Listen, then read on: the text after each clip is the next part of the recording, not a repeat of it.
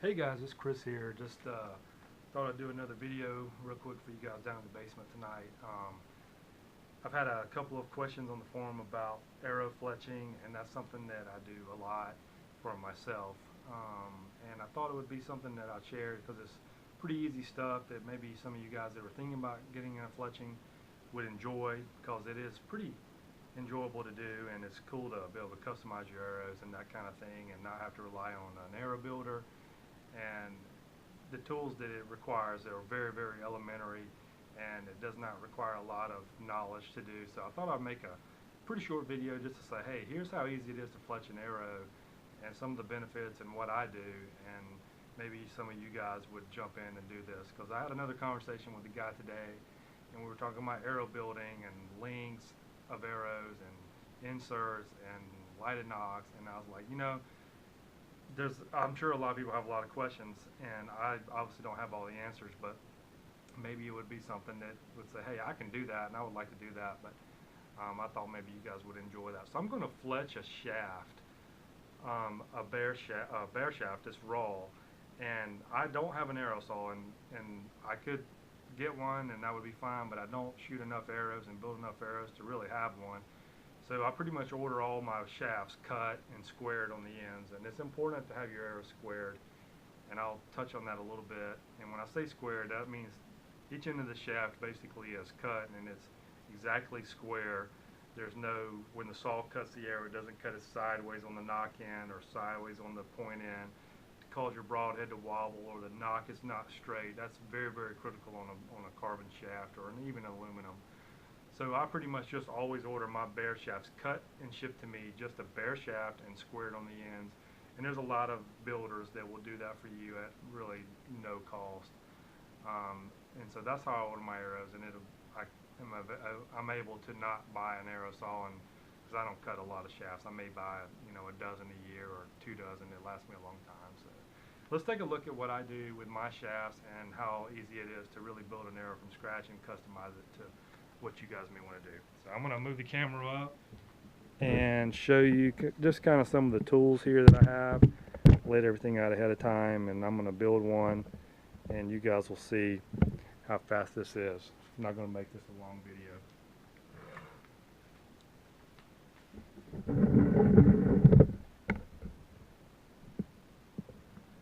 Okay, so I have my shaft here. I did go ahead and install the nock. You can see this is the shaft I've been shooting. I just stripped everything off to fletch it. And I do like to use a wrap, and people say don't use a wrap because it adds weight to the back of your shaft, and I think that's crazy because this thing weighs about 4 grains. And you're not going to be able to see this probably, but let me see if I can get the camera down, because this is pretty easy stuff. Watch how easy this is. And what I do when I install the wrap, I don't have anything fancy. I just lay it on this soft chair, and I line up the very back of the shaft. And this is a 1-stringer wrap. Boning makes a very popular wrap. And just apply some pressure and roll it on. And I take my shirt and just make sure it's on there very well. And that's how easy it is to install a wrap. And I like to use a wrap only because it makes the fletching stick so much better. And you can do it on the carbon shaft if you want to buy these. But they're so cheap. So there's the wrap.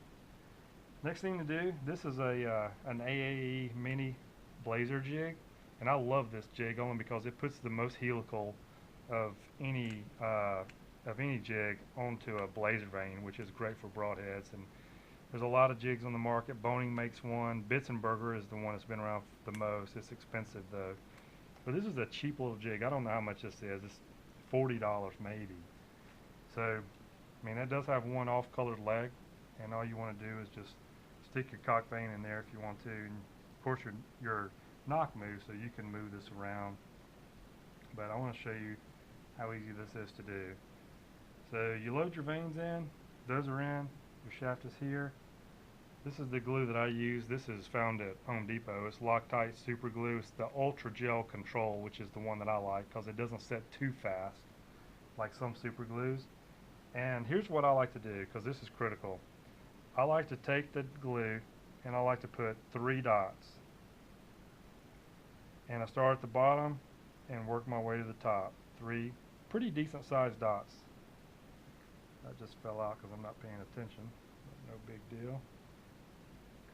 And back to the last vein, and again, that's why I like this ultra control gel, because it's not really trying to set up that quickly.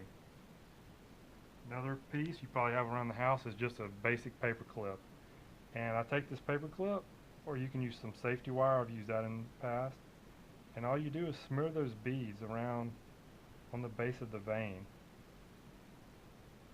and you don't have to cover it. This doesn't take a lot of time. When you compress it onto the shaft, it's gonna smear it a little bit better. But take that paper clip and smear it onto the vein. Pretty easy stuff. Looks pretty good to me. This vein may have a little bit light on glue. Take one last look, make sure your veins are still at the bottom. Next thing you want to do is just put your shaft in. Could have done this beforehand, which I normally do, but lots of little room. So stick your shaft in, pull this down.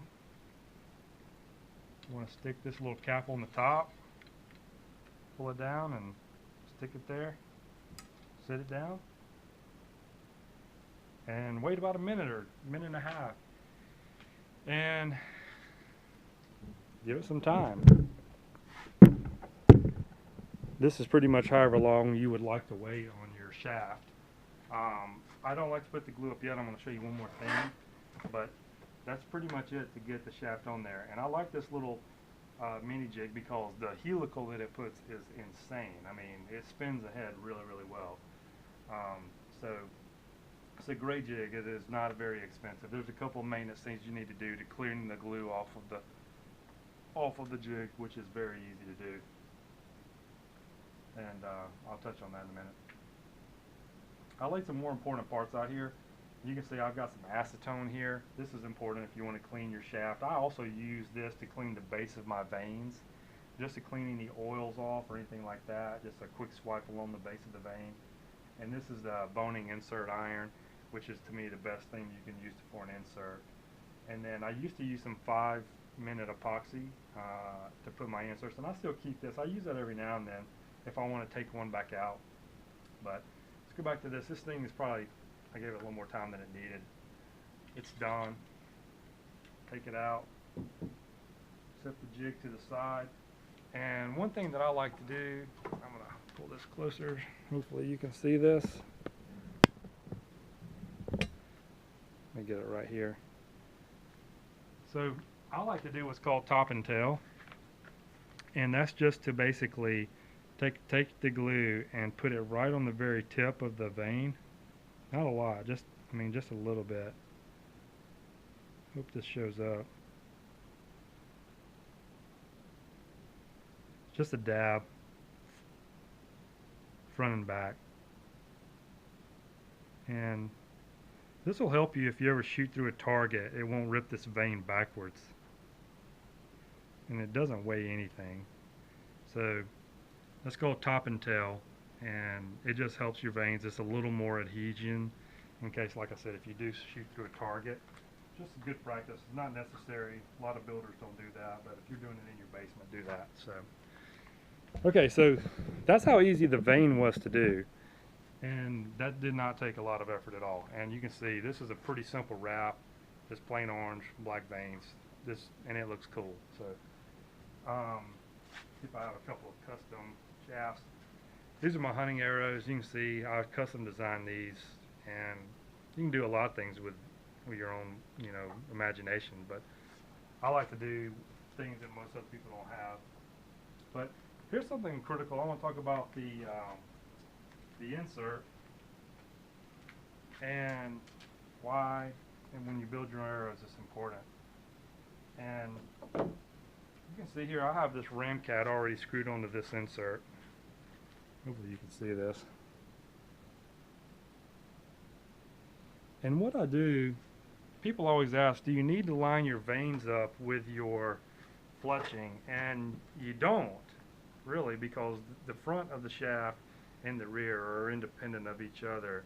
But I line mine up only because if I line it up and I shoot the cock vane up on my shaft, and this Ramcat is a huge head, so I need to shoot the cock vane up on this broadhead as well, so it clears my riser, because these shafts are not cut long enough to come past any of the risers that I have on my bow.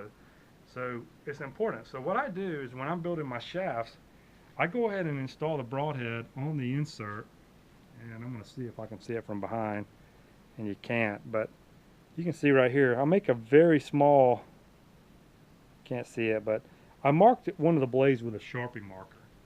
So I know that that head screwed in is tight.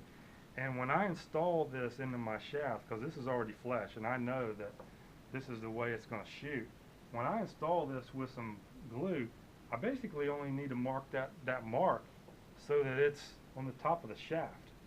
And I have a reference mark. And I spin the glue to try to even it out so it spins well. Anytime you want to screw in your inserts, you want to make sure you spin the insert to seat the glue evenly. You don't want one big glop of glue on one side, because when you spin the shaft, it'll have a wobble. So you want to make sure you spin those well. And again, I just mark an insert with a little Sharpie and say this is where I want my blade to sit. So I screw it in and I spin it, and then I get that little marker and boom, and then let it sit for a day, and then when you unscrew it and you screw it back in, the broadhead is going to line up perfectly to clear your riser. And so that to me is a very big part of building your arrow from front to back with your broadheads too, because this is something that, you lay your broadheads out, you can even number them. I've done that in the past with like a 1, and you label your arrows a 1, so when you screw it back on, it's perfect. And that's something that's very, very easy to do. So that's really it. I basically took just a bare carbon shaft. I put a wrap on it. I fletched 3 blazer vanes, installed the knock, and although this does have an insert in, I wasn't going to go through the trouble of removing that. I showed you how to index your broadhead with just a mark in an insert to make sure that it clears, and you can line it up however you'd like. And that's all there is to fletching a shaft. If you didn't want to use a blazer, there's a couple more things you could do with using a primer pen on your vane to clean it up a little and to give it some adhesion.